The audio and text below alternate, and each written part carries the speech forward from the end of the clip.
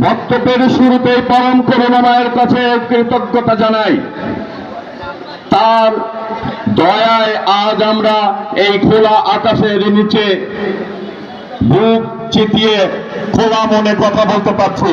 আর কৃতজ্ঞতা জানাই গত 24 সালের জুলাই আগস্টে ছাত্র জনতা গণ অভ্যুত্থানে সহ গত 15.5 বছরে ফ্যাসিস্ট শেখ হাসিনা উৎখাত করতে গিয়ে যে সকল সহযোগ করেছেন তাদের রুহের মাগফিরাত কামনা করছে আমাদের সহযোদ্ধা আব্দুল্লাহ কবির সহ।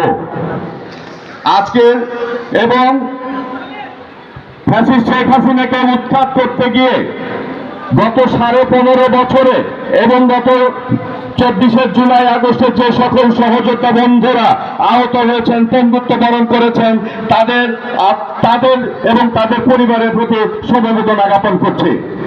আজ 4 আগস্ট 2024 সালের এই দিনে আমাদের সহযোদ্ধা বন্ধু কবির আব্দুল্লাহ কবিরকে ফ্যাসিস্ট শেখ হাসিনার দোসরেরা গুলি করে হত্যা করেছে।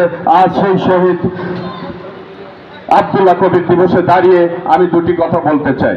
আমরা ইদানিং শুনতে পাই কবির সহ সহস্রাধিক সহযোদ্ধা যে জীবন দান করেছেন তার যেন এই দেশের জাতীয় নির্বাচনের জন্য কিন্তু শুধু দান করেন নাই, এই দেশের গণতন্ত্র সুপ্রতিষ্ঠিত হোক তার জন্য দান করেন নাই বলে যারা কথা বলেন তাদেরকে উদ্দেশ্যে আমি দু একটি কথা বলতে চাই।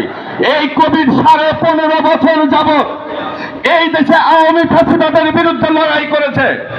এই ছাত্র জনতার গণ অভ্যুত্থানে নিহত হওয়া আর শহীদ অনেক শত শত শহীদ এই গত 15.5 বছর যাবৎ এই ফ্যাসিবাদ শেখ হাসিনাকে উৎখাত করার আন্দোলন করেছে এই দেশে একটি সুষ্ঠু দল নিরপেক্ষ নির্বাচনের দাবিতে, এই দেশ আইনের শাসনের দাবিতে, এই দেশ ইনসাফের ভিত্তিতে পরিচালিত হবে এই দাবিতে।